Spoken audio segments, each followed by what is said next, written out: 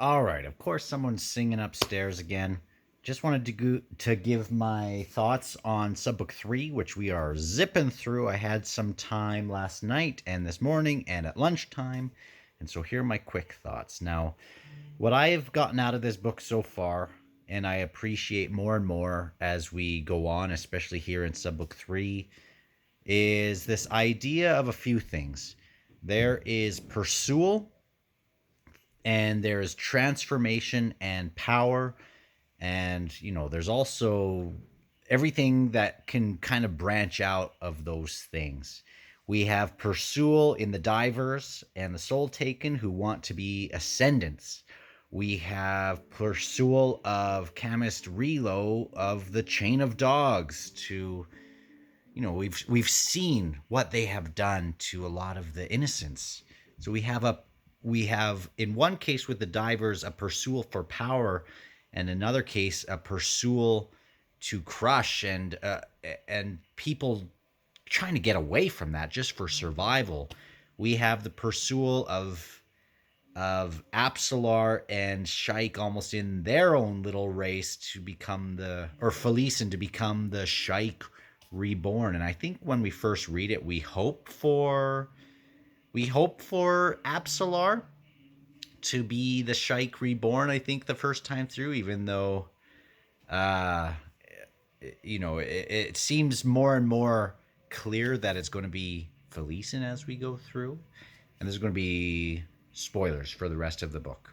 Okay, because I want to speak freely. I do want to do some times where it won't be spoilers because I want other people to be able to be involved with this. But actually, I'll just speak of yeah. It'll be spoilers for the book, but if I'm going to go spoilers for the rest of the series, I'll mention that. All right.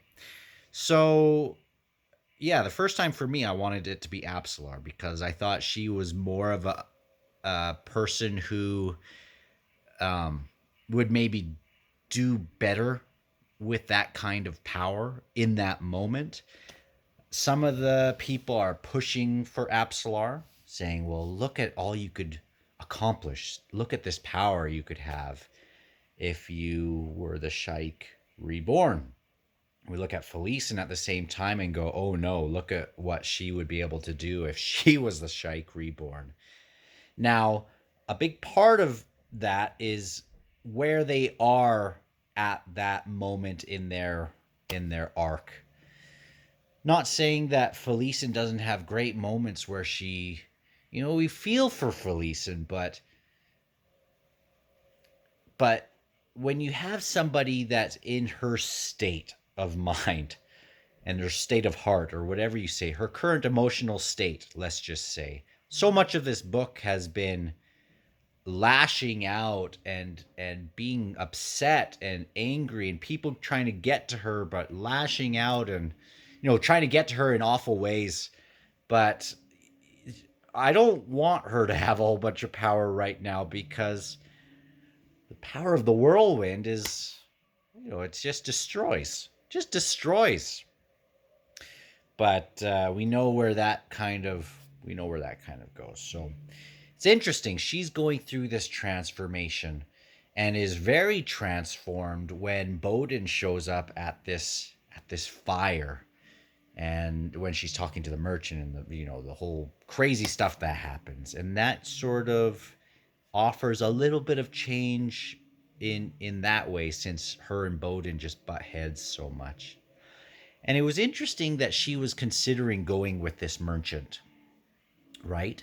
And I think at first, with our modern eyes, we view that and think, why would anyone go with a person to be their servant?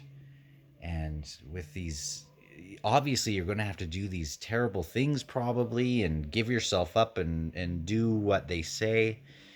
And as I look at that also in history, I think, why would people do that? I think when we look back at history, sometimes when we think of servants, we think of slaves like chattel slavery, where people were taken and sold and owned and able to be. Terrible we have a terrible history in our human history with that sort of thing. But Also, there were these ideas of servants and people that couldn't take care of themselves in that moment, perhaps had major debts, but again, it was a rough world, and people would sometimes voluntarily, give themselves and their family up to be servants because they would be taken care of at least and fed, even though they wouldn't have. You look at Rome, and even the slaves had slaves. So it's just interesting that she was also considering this thing where I think when we look at it, we think of American history slavery, where it was kind of a different sort of. Anyway, I'm just going down. I'm going to get canceled. Anyway, but it's just interesting that she was going down that road for a moment in her mind. And I sometimes when I read history, I think of that interesting concept of giving yourself up in that way. So that would be a major transformation from one state to another state. We have people who bear markings of themselves from their transformations. Obviously, we have Panic, who's one of these children who, in this last sub book, got rescued, got rescued, and is one of the kids who would be what am I trying to say?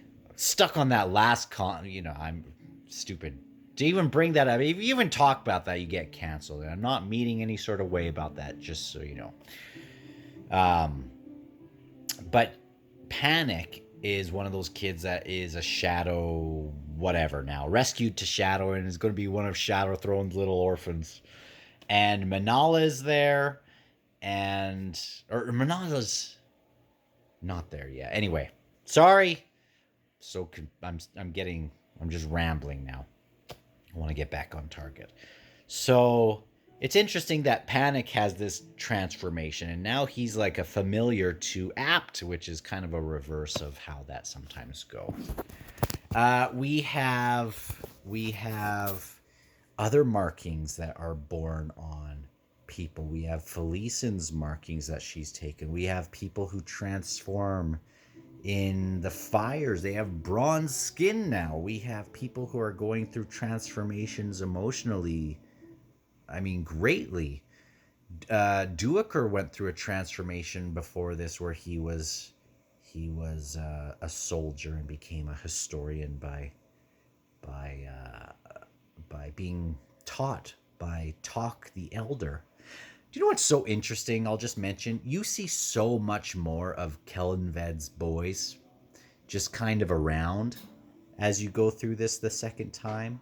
We had Callum making it to Arin, and one of the Crust boys are there to go help him out. We have just more. You just see them kind of pop up, meaning that they haven't all drowned like we've thought they all drowned. They're doing other things now.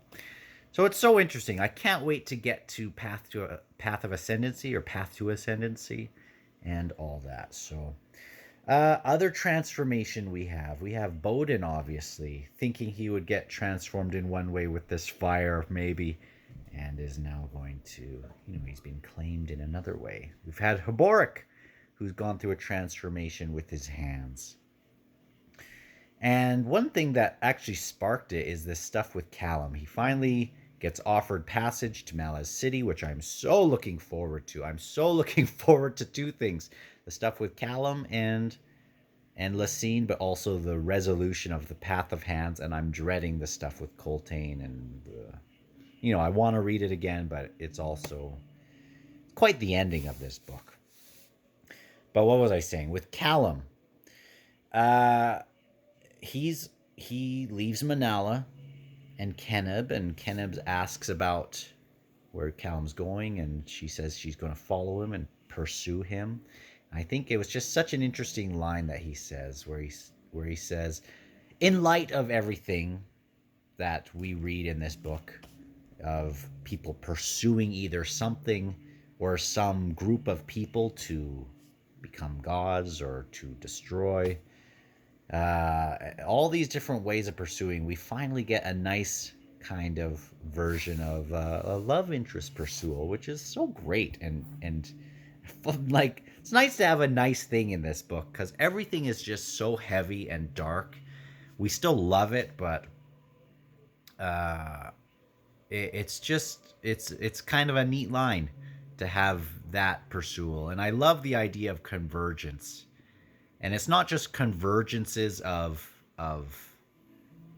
people and groups to have these big action sequences, but often it's these convergences of ideas that echo each other, but they are a little bit different. So anyway, that's what I've gotten out of it.